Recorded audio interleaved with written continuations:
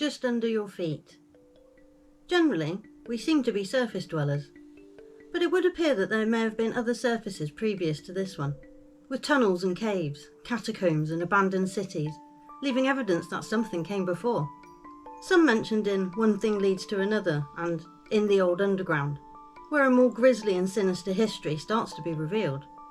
But there are also rather magnificent relics and remnants of a time past, of splendour and creativity, audacious buildings and temples, statues and art, some of which we have kept, uncovered and incorporated into our modern times. 2 films have popped up in mind a few times around this subject. Oblivion, where the cities were covered with mud and silt to a new level, creating a new surface and great canyons showing the old, now buried depths, with only the tops poking out for some of the taller buildings, looking only like a fraction of what they once did. And sometimes some of our structures look as though they are just the top of something much larger, or the ones that have been excavated to full capacity seem of a size that betrays the given tales of that time. What we see doesn't entirely match up with what we are told.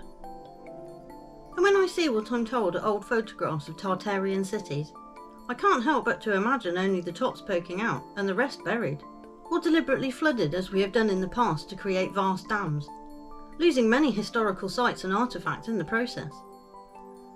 Return to Oz. When Dorothy goes back and discovers Oz in ruins and people have been turned to stone. In particular, the stairs shown when she first gets there reminded me of the Crystal Palace Park staircase, and how easily things can either be destroyed or tidied up so that no one would ever know what was there, or the context in which it originally sat no longer visible around it, getting a new story and placing as time goes on. The things that didn't make it, I presume their grandeur was too much, and the lies and tall tales were not enough to cover it. So, fires and wars were used as a destructive cover to clear the way for a new mindset and landscape. And there is much speculation about the need for a great number of asylums that popped up across Europe and America, perhaps to remove those who remembered things, or just knew too much of the old world.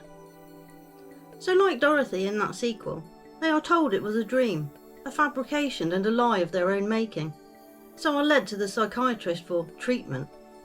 Makes me think that's really what ECT and lobotomies were really about, to find a way to disconnect the memory, the identity, and a sense of self so that they can disrupt the chain of generational lifetimes being handed down, to also help to bring about their isolating and traumatising system of healthcare to be forced on people thereafter, breaking people, communities, and networks down through the systematic and traumatic events, to the collective and to people on an individual level, so that it might facilitate what seems to have been called the Great Forgetting.